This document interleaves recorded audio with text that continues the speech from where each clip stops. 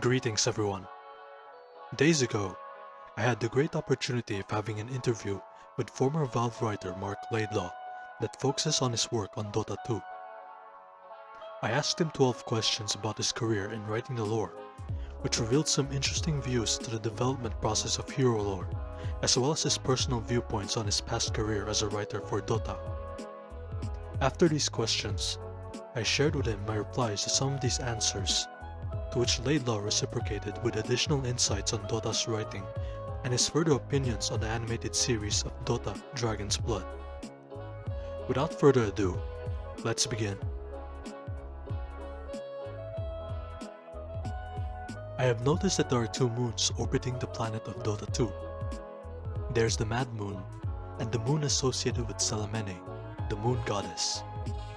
Apart from their contents and composition, with the former being known as a crystal celestial body that once contained two ancients, what is the difference between these two satellites? And is Salamene's moon called the Dark Moon, or is it just called the Moon? Well, it's news to me. The only bit of moon lore I recall being involved in was the bit about the Mad Moon, which contained the imprisoned entities that came to be associated with Radiant and Dire, locked in eternal struggle, until the moon broke up and they crashed down to Earth. I guess if there's still a moon in the sky, then there must be a second one and it's still up there. But it's also possible any moon lore referred to by Dota's heroes could refer to the lore of the original world. I don't necessarily think that because a hero is in the Dota world, it was their original home. Some are there because they got lost and detached from the original worlds, their original myths and stories. It's like a place at the bottom of the universe where all the broken pieces and fragments end up. If something falls through the cracks, it ends up there. That was my best explanation of why there were so many completely unrelated creatures and characters and types of lore all in conflict with each other. Some of the stories acknowledge that creatures and characters have homelands and come from lands in the Dota dimension itself, but others seem to have come from somewhere else entirely. How else do you end up with Zeus, originally the actual literal Greek god, in a world without Greece? But to try and answer your original question, once the Mad Moon was gone, I guess there must have still been a normal moon, and that would be the one associated with Salamene, which is pretty clearly a word based on the lunar name, Selene. Among all the otherworldly and spiritual planes of existence in the vast world of Dota, the material plane is somehow the most important plane of them all. Why is it that a plane that would usually be considered so insignificant and lesser to cosmic beings in other media is actually important to Dota 2's cosmic beings, apart from it being the battleground of the ancients? Not to mention that several planes seem to be a mirror of this plane, such as the Natal Realm, the heart of nature that Leshrac found, Valfell, and etc. So why is it so important that even otherworldly planes are connected to it? As I said in my previous answer, it's important because it's where everyone and everything ends up. It's the catch-all world. Broken bits and pieces, cast-out characters, lost wanderers. Whatever is going on in the infinite dimensions, they don't add up to much until they manifest in matter. The world of Dota 2 is where the rubber meets the road. Other than that, I don't know that it has any particular importance. It's a material world, so the stuff that happens in it really happens. The battles in Dota, for instance. As of now, the planet of Dota 2 remains nameless despite it being an important setting for the lore.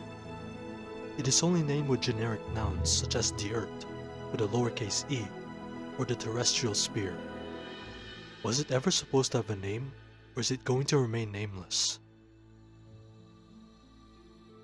I never heard anyone talk about naming it, but at one point, I was hopeful that we could make something more interesting and original than yet another generic fantasy world with a standard fantasy map.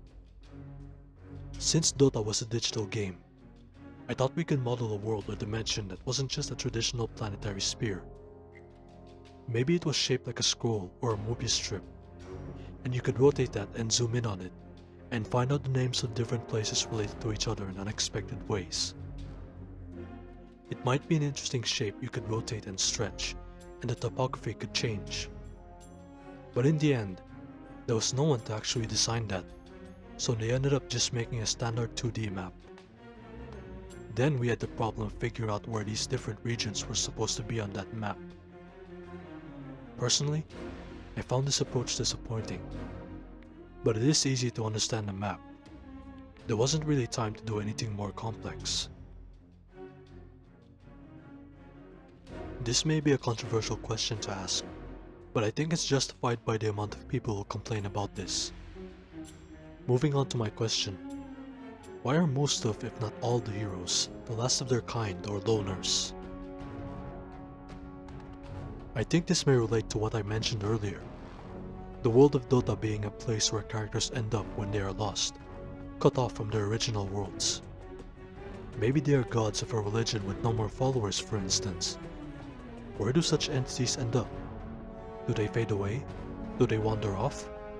Do they go into exile? And if so, maybe they all end up in the same place. I find that Leshrak's lore, for a character that everyone must not strive to be in life, is quite interesting and intriguing. What inspired this character and the heart of nature that he is so connected to? All the characters I and my team worked on were designed in a similar way. The developers would try to explain the role of a character in the original Dota game.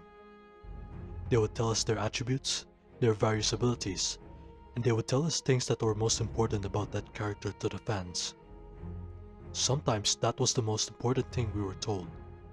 If there was something the fans considered critical, we would try to preserve that. Keep in mind, none of the writing team played Dota, so we depended entirely on the developers to set the scope of character design. Then the art team would get started, and we were not really a big part of that most of the time. The artists would work out their own set of design goals, trying to find an essence of the character in the original Dota and make it something new. Somewhere in there, we would just try to figure out one specific theme for the character and use that to write dialogue and do casting for voice actors. We often had very little to go on.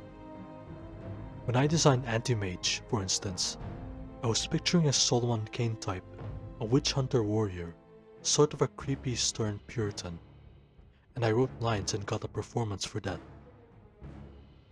Then the artist came up with something completely unrelated to the art, but it was too late to do anything about it. The lines were recorded. That was pretty early on, and we didn't have a good process yet. We got better at it as we ported those first 100 heroes. For Leshrak, I don't remember a thing. Pete Koenig did the character art, but I don't recall if we had seen it when we did our voice recordings. At some point we decided that Leshrak was basically Eeyore from Winnie the Pooh, and we all loved that idea, but I can't remember if we realized it after we'd finished the character, or if it drove some of the design. We were designing and writing these characters and recording them so fast. At points we would record several characters in one session, and do a couple sessions a week. It's a blur. We just had to keep moving. The fundamentals used to be generic fantasy characters in the original Dota mod for Warcraft 3. Chaos Knight was, if I recall correctly, an orc who worshipped a chaos god. Ezalor was a light sorcerer. Enigma was somewhat similar to his Dota 2 counterpart as he was a sentient black hole. And Io was simply a true neutral wisp of nature. How were these heroes, hardly related to each other from the start, changed into the fundamental forces of nature with a great harmony between each of them? The reason they got harmonized and connected to each other and became part of a cosmic order was due to the work of Chris Katz and Ted Kosmatka, the two writers I had assisting me once I realized I could not do all the work myself. I had zero interest in that sort of stuff, but Ted was a science fiction writer, very fond of quantum studies and classification, and Chris had an approach to world building of the D&D variety. and understood how it ought to work to make it more pleasing to the fans. So they started overhauling those characters to get them to work together and find fantasy equivalents for the forces of nature. It's all on those guys, seriously. I could not be bothered.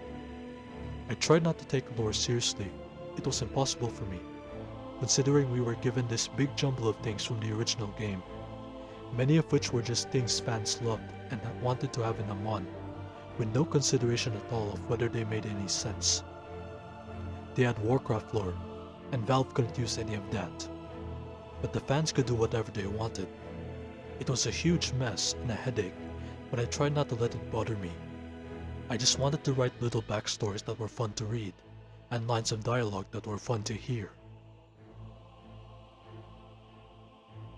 I have noticed that Pugna often mentions Oblivion, which is synonymous to nothingness. I speculated that the lore of Shadow Demon's disruption spell implies that he sends people to the void, and Leshrac has similar personalities with void characters like Outworld Devourer and Enigma. That being said, how strong is the connection of these three heroes with the void itself? I don't think there's a particular lore meaning to the void. It's just Oblivion, the same in Dota as anywhere else. Don't be surprised if there's a lot of repetition between the characters' lines. As I mentioned, we didn't have a lot of time, and we were doing 100 heroes, and there's only so many ways to say die. Across the biographies of Dota 2's more cosmic heroes, they all mention an unpleasant consequence relating to the Battle of the Ancients, from Faceless Void to Outworld Devourer. Without revealing too much, what's the least you can say about the threat that concerns these heroes?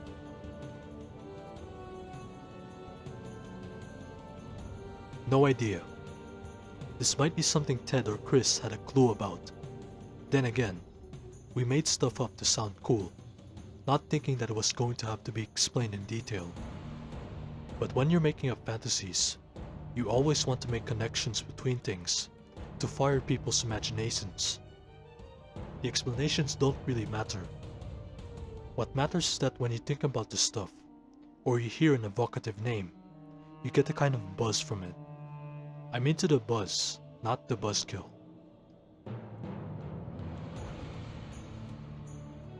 Several heroes are quite concerned about the physical form of the Enchantress. Lone Druid states that she forgot her true form. Leshrac calls her a disgraced quadruped, and it's implied that Spiritbreaker is baffled by Enchantress' choice of form.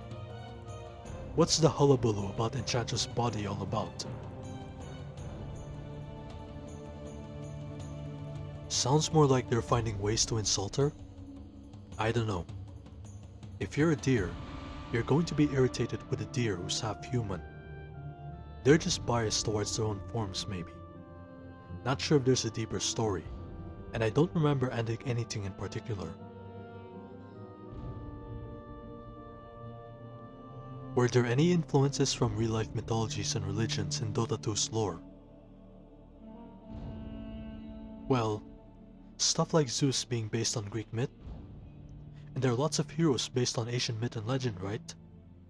I haven't kept up, but I think they did a Monkey King character. Personally, I steered away from that stuff, but at some point the lore was driven by what fans wanted. Speaking of lore, Valve has continued to expand Dota 2's lore far more than they have ever done to other Valve games, even to the point of creating media beyond video games. That being said, have you ever heard of Dota Dragon's Blood? And whether you've watched it or not, or simply heard about it, what do you think about it? I watched part of the first episode of Dragon's Blood, and found myself wondering why they picked the most obvious and familiar fantasy trope, a dragon and a knight, to launch an animated series based on Dota 2. They don't speak to me of any of the original elements that set the game apart. And then the tone of it was kind of mean-spirited. It didn't seem to have any of the fun, enchanting aspects of Dota as I think of it. I would only be speculating about why that should be. I am surely biased, but Valve put out a whole book of comics not even including the secret shop one that I wrote, that hinted how you could create some stories that were truer in spirit to the Dota we love. Following these answers is Laidlaw's reaction to this interview. Anyway, sorry my memory is so hazy, but thanks for asking these questions. It's been fun thinking about this stuff again. I had lots of fun working on Dota.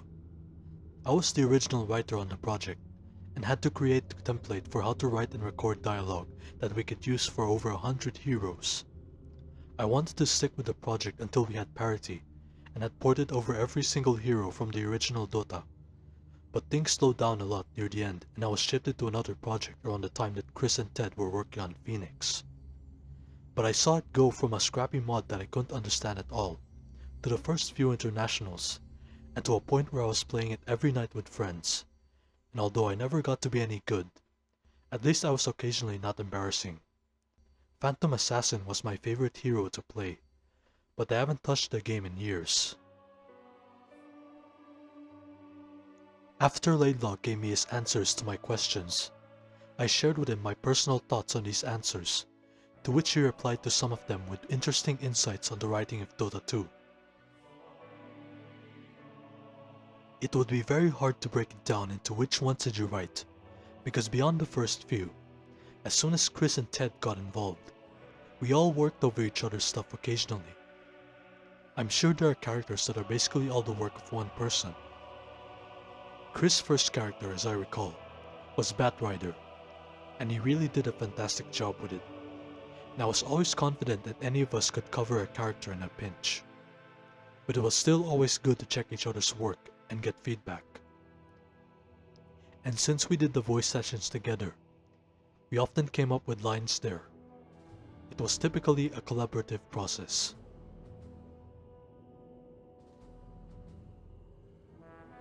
At one point in localization, I remember one of the translators adapting lines into Chinese asked whether he was correctly translating some of the made-up names, and I had to explain that I made them up too, so he could do the same. And the literal translations he came up with actually sounded cooler than what we had in English. It's all supposed to get your mind going. Too many explanations too early on just make your imagination come to a halt.